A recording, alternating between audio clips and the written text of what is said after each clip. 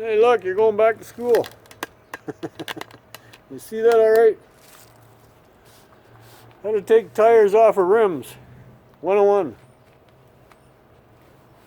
Or if you're really up there, 301. That's how I do it. Not a big secret. Sawzall, little blade, cut the rim, go through until you hit the bead. You end up cutting the bead. See that? Now the other trick is, I see a lot of people, they'll cut all the way around the whole tire and then try to mess with the bead. You're wasting a lot of time going all the way around the tire. As soon as you cut the bead, now every rim has this deep groove. So I cut the bead on this side. I'm just making sure I'm doing the right side. So this one breaks loose and you pop it over the rim, and then this side slides into that little divot, and it gives you that almost ½ inch gap that'll overlap the rim. Instead of like everybody trying to fight trying to get over this when it's still on this. I think you're seeing that where you're not, probably not. Yeah, you weren't seeing what I was pointing at. Come on, you.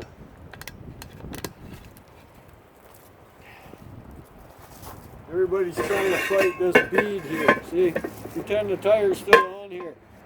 I just cut through here, and then the bead sits along this edge, so I cut the bead, snap. Now I took the tension right off the tire. Because of this gap, makes the tire sit in, it gives you a little play on the one side to bring the bead over. I'll show you. Hopefully it don't take too long. I just did the one that's laying over here. The tire is still, and see, it's kind of like a homemade tire thingy. It's still on my tree stump. And I'll show you here what I mean. Hopefully the wind isn't too loud. And see, now the bead doesn't have anything to hang on to because you broke it, right? It might be still stuck from being old. These are old rims. They're 15-inch rims off a Volvo. So I don't think Volvos have 15-inch rims anymore. They're probably 17, 18, 20-inch rims. So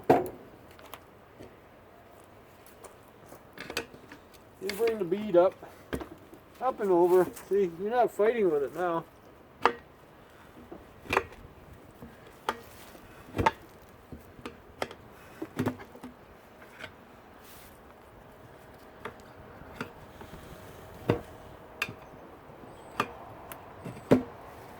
So hopefully you all didn't seem to mind my little, what does it weigh, what does it pay trip.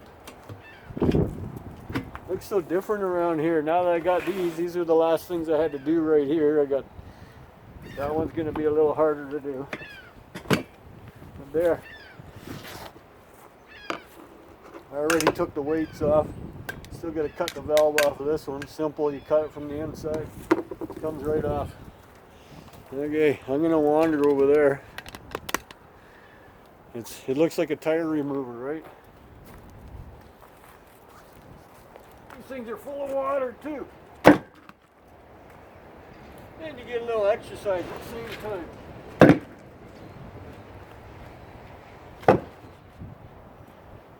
Okay, I gotta see if I can bring that bead down.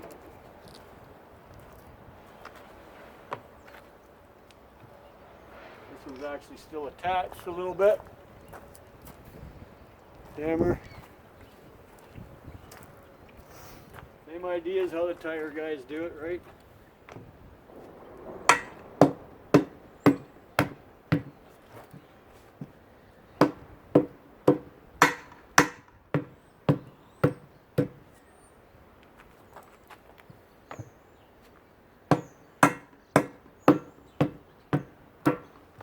Or we could do it the quicker way. Normally they come loose. We can bust this bead up.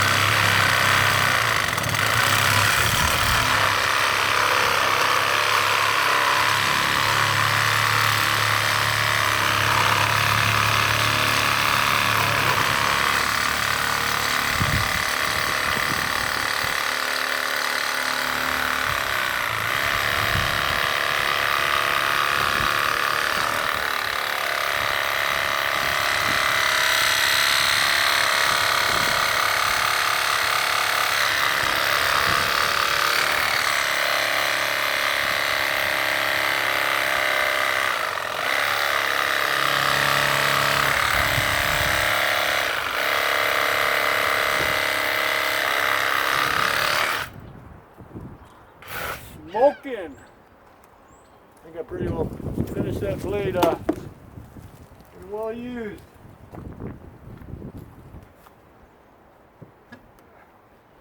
Okay, this ain't helping me much right now.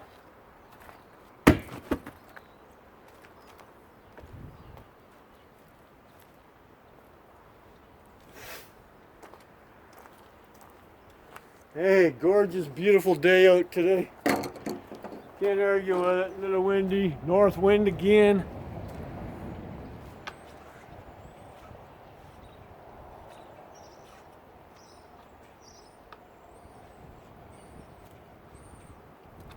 Don't think I got the bead cut. I think the blade died on me too soon.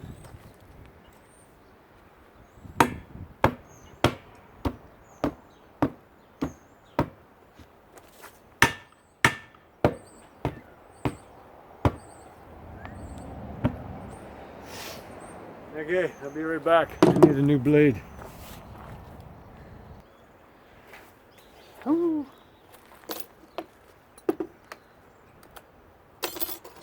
Yeah, I think I bent the hell out of that one. It's even twisted.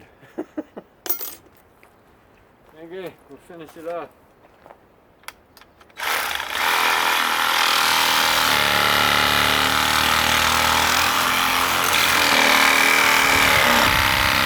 Boom. You heard that one. Boop. Yeah, see, there's no teeth left on that blade. Aluminum will do that. You got to cut aluminum at a certain speed.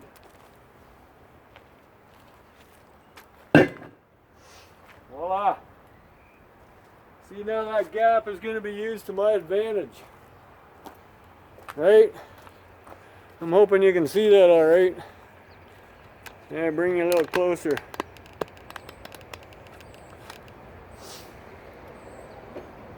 You know, man, this road's busy today.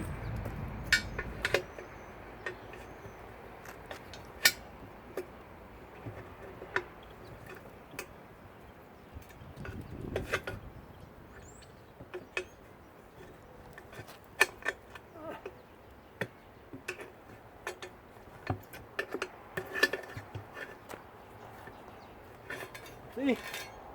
Ta-da! Just like that. Look. I got one more to do like that. Now I can cut the valve off. I'm going to move you back over here again. You don't need anything but a knife. Unless you come across a steel valve, then it's usually got a nut on it. Put on from the inside. And it's just rubber. This is the knife I keep on the back of the truck. Oh, I just broke it too. Nice. Okay. I have more over there.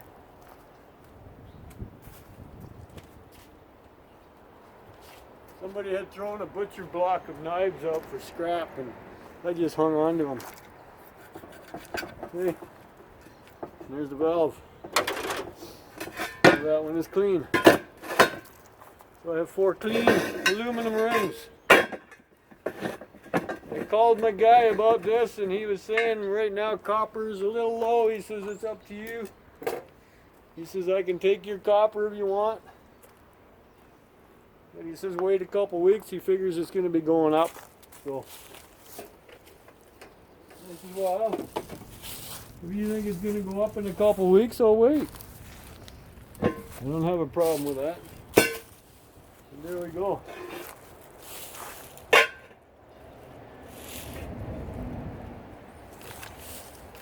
I'm stacking them right here where I have my aluminum piled. Oop.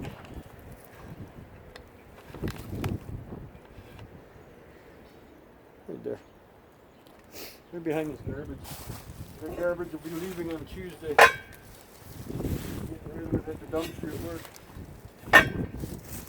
That's aluminum in that bin, so I just have this big guy to do yet. This one I don't know. This one's big. I mean big, big. What size are you? Yeah, I know you're not seeing me right now.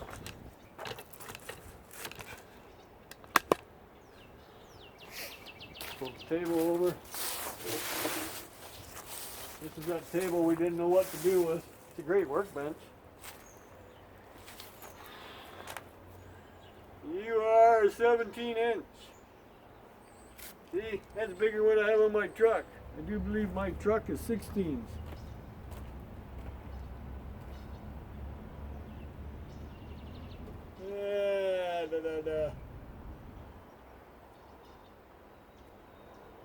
I don't see it. Yep, 16 inch and 17 inch, so I couldn't even use it as a spare. See, 265 17, 115T. The rim looks pretty disgusting anyways. But we can take it off the same way, cut the bead on both sides.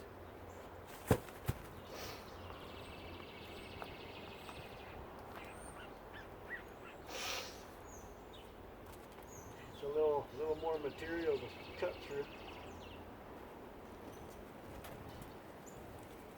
But you get the idea, right? Oh.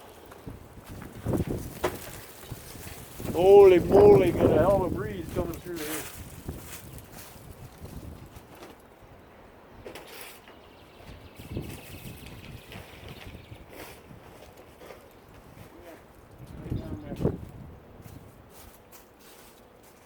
So that's what I've been doing, farting around. It's a Friday.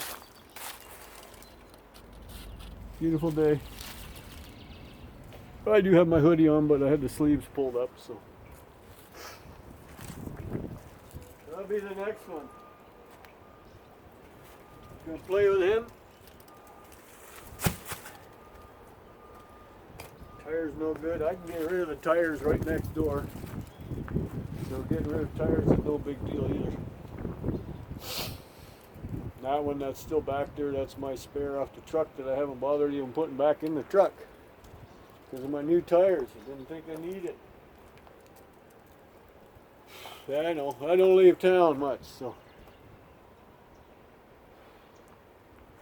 So that's it. I'm not going to hold this hostage any longer. I'm going to be starting on these guys pretty soon.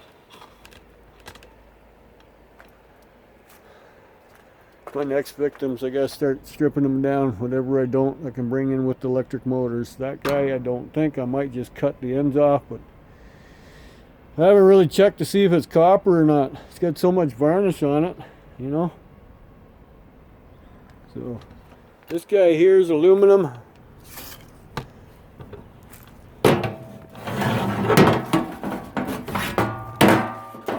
Just kind of, he's a serving tray.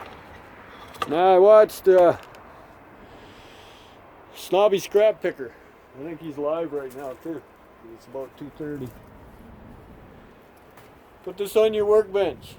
It's all aluminum. It's dirty because there's a steel rod running around here that it's crimped over. So if you can get it off, go for it.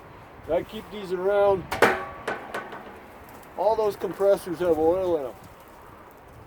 When you're getting ready to take the part of that area part of the compressor and you're on your workbench in the garage or in your house or wherever, look at that.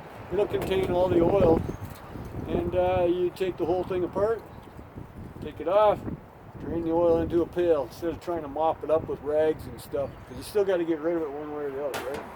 That's why I've been hanging on to him. But yeah, the majority of them have oil in them. So I'm not saying be a hoarder of everything, but a tray like that or even a little smaller, you know, it works great. Hang on to it. We sold another power washer today, so we got rid of two of them, one the other day and one today. And then the clown that came in, see what he did to my blue box? Yeah. He destroyed it. Here, I'm going to take you out of there. He destroyed it. I had everything at the road. Blue boxes sit on this side, the garbage on that side. We come and go. He come around the corner and turned way too wide and took out both my blue boxes.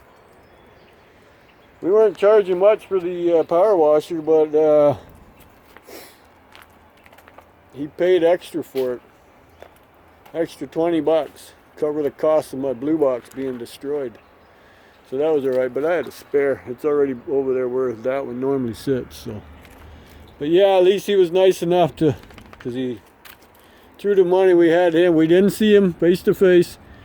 We had the thing sitting here. I said, put the money in the barbecue, blah, blah, blah. So nobody's doing that Kobik bullshit. And he left, and then when he left, he called my wife and told her, he says, sorry about your blue box. He says, I left a little extra in there. Yeah, extra 20 bucks. So that was nice of him. We thanked him for that. Yeah, a little bit of trinkets from an antique air conditioner. I mean, well, you see the remains of some of it. There's all the rads I gotta do yet. I'm just creeping up more radiators. These two work, so they'll be for sale. Yeah, look at that. It had almost a can in it the size of a central air unit. So, no, I don't cut them apart. Too many grinder blades. I know Romantic did one on TV there. I did one too, I think. I got this one. I will finish him up because it is a copper motor. But yeah, it chews up a lot of grinder blades. They're way too expensive for that. So unless, like Romantic said, he's getting a little small plasma cutters. I think they're pretty cool. They run off of 110 volt. So that's US and Canadian voltage for the regular in your house. It's not 220 or 240 or anything like that, like a welder. Mind you, it cuts up to about 1/4 of an inch thick. That's it. But hey, those things aren't 1/4 inch thick, are they? What do you think? You think they're 1/4 inch? There's one already cut. Does that look 1/4 inch to you? Looks like about 1/8. So yeah, it would work perfect on those things. The heavier ones here might be a little thicker, but I doubt it. Just on the welding part it is, but you go all the way around it, right? I've thought about it too, but yeah. It won't be happening for a while. So that's that. So I got to finish this and upload the video, I guess. So hopefully it didn't bore you too much. Another motor rip apart. This one here is not completely finished yet because the screws have stripped on me. So I'll just cut them. I don't need to have this big piece of tin walking around, because otherwise it's hard to cut these off with all this tin. Actually, this one I could just cut on the inside, but I like cutting them on the outside because then that pops right off and you're not fighting with the aluminum you leave when you cut it from this side. These things all pop right off. I know you're gonna say, well, there's a bend there. Yep, I take the pliers and bend it back so you can straight down with the Sawzall. Doesn't take much. Let's see if I can do it one-handed. Just with these guys. See? That's what I do. It's a little awkward here with one hand. But anyways, you get the idea. See that? Straightens it right out. See, now I can cut flush right there and I don't lose anything. So that's why I have to take that other piece off. This is awkward doing it with one hand. Let's see. Now I can cut flush straight down. Make sure the screws are out. Wow, your saw cut the screw anyways. But, yep. So, see? Now you can see it's flush. Whew. Not much to cut. It's clean. Do the same on the other side, but I have to get those screws apart so I can straighten that lip out. I don't think I can straighten that lip out this way. I might be able to. Just pull the bar. Yeah. Okay. Kinda, sorta. No, it didn't do the whole lip, just where the screws are in. You dirty bugger. Okay. Like, subscribe, and share or not. Oh, you beautiful thing, you. It's supposed to be fairly mild this weekend, chance of rain, but hey, who cares, right? As long as it's warming up, going in the right direction, up. That's what counts. There's my tripod. Someone threw that out in the garbage. Works just fine. Didn't come with this though. I had one of those, so threw it on there. I think it works fine. Does a good job. Yes, I'm getting off topic. Hi Star, you gonna say bye? Like, subscribe, and share or not? Have an awesome weekend.